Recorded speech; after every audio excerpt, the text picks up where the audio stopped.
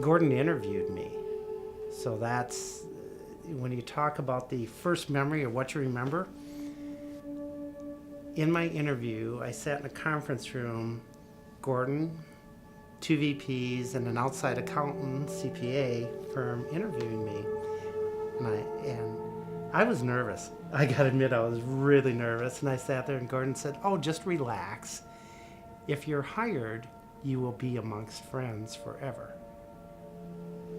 That was it. Got hired, and there you are, 33 years later. And do you feel that way? Oh, yeah. Yeah, it's been pretty special. Yeah, yes, because truly I've worked for them just as long for the three brothers as I did for Gordon. So, no, that philosophy has stuck. So, yeah, they're amazing. It's just continued. And now we have a third generation coming in, and I believe they feel the same. So, John, Tom, and Bill have really taken what Gordon has established and moved forward with it. And now third generation with Mark, Patrick as vice presidents, and the entire family atmosphere within the company. Truly what Gordon started so many years ago.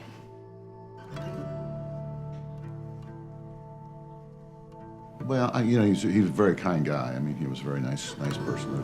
He was very good to all his employees. He was great to us kids. I mean, those kind of things. He was a great father. I mean, taught us a lot of stuff. So I don't know if there's any one word or not, but it's a accumulation of things. Just had a wonderful personality and hardworking guy, and obviously built a great business and gave us a great foundation for our futures, which is pretty neat. He was very forward-thinking. I mean, if you just look at what we do and where it came from, you got in the typewriter business. The typewriter business was a big deal back then. I mean, everybody wanted typewriters. Typewriters were everywhere. And there was two competing brands. Basically Royal, what he sold, and IBM. If you remember the IBM Selectric and went to electric and all that kind of stuff. So he had a transition in technology then. Now we kind of joke about it, typewriters are a joke. But then he went into a thermofax, which was a huge change at that time. And that was a technology leap. He was willing to take leaps in technology and chances in technology. Just starting the company was a huge risk. I mean, at the time, he quit his job, borrowed $10,000 from his father-in-law. He had 3 kids with one on the way. So he didn't have a job, he had no income, and he owed his father-in-law $10,000. Now, if that's a risk, if that's not a risk, I don't know what is. And a brand new technology that, he was taking a complete risk on that was even going to work. I mean, who knows what the thermofax was even going to work?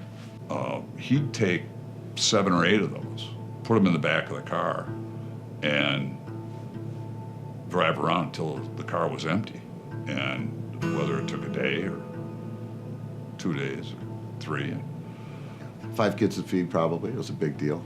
4 at the time in 1956. That's when our sister Sally was born. So yeah, he had 4 mouths to feed, and he worked constantly. He all by himself. He delivered it, serviced it, delivered the paper that went in it. He did all that out of a station wagon until he had one little place on Park Street, and then went on from that to Bassett Street to the Belt Line, and now here, of course.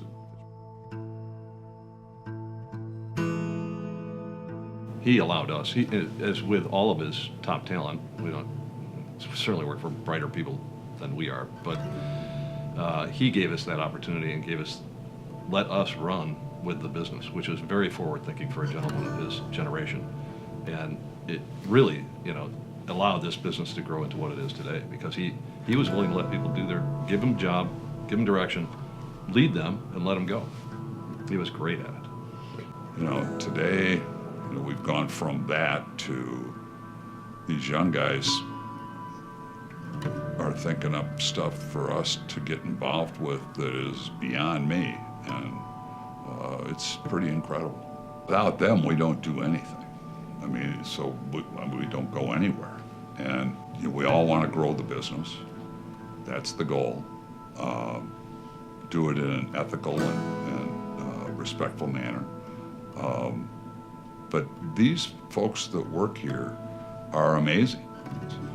Our salespeople are off the charts. And like I said, without them, we don't go anyplace. We work for geniuses, in my opinion. We work for some of the best people, absolutely the best people in the industry. Not everybody gets to go to work every day and say that. So It's a great job. My advice for the next generation would be to keep it on point.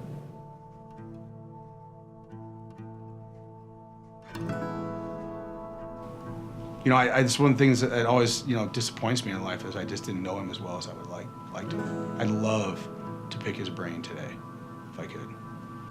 I think about that all the time, to be honest with you, is like I wish I had more memories, more experiences with Gordon. Yeah, I think about conversations we would have today, looking at the business and how it's transformed and grown and expanded, and just to get his reflection on the job that we're all doing as a company. And How are we doing? What could we do differently? How can we do things better? What would you do if you were in our shoes? Where do you think this business is going? What should we focus on? Yeah, a lot of questions. I would, ask him what he thought the company could be, and his ideas of grandeur, back in the day when we were starting out. But and just talk about the different products and services that we're providing for our customers, and talk about what his perspective on where we've taken the business and the different things that we're able to do for our clients. I think it'd be really neat to hear his reflection on those topics.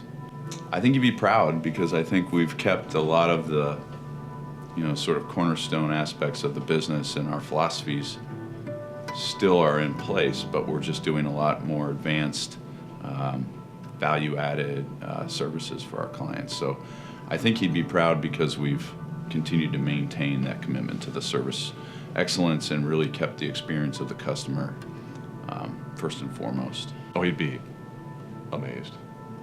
He would have never thought this would have happened. Never. He started out selling copiers just to feed his family. If we can emulate his leadership, everything will be fine. This will all work out just fine. So I think we really try to carry that forward. If you stay intuitive and stay in touch with your people, it'll work out.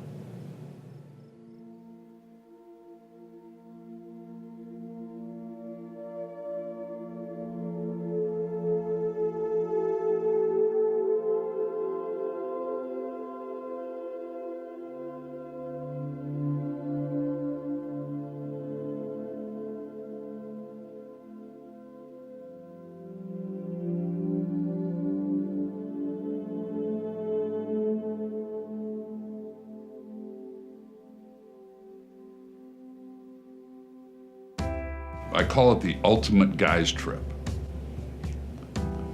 He flew us over there on the Concorde.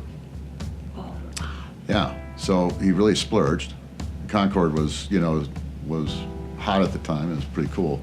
And the neat thing was, the Concorde, you got this incredible meal. You were there in 3 hours, from New York to London in literally 3 hours and 20 minutes or whatever it was. So he bought us tickets to fly over on the Concorde from New York to London? And back then, they had cheese trays and all this other stuff. They came back, give you Cuban cigars and bottles of champagne. When the flight attendant came back and said, "Would any of you like to sit in the cockpit while we land in London?" I thought Bill was going to put his head right through the ceiling of the airplane. He jumped up so fast. And I went, So Bill says, sure. He gets up, ends up in the Concorde cockpit as we landed in London.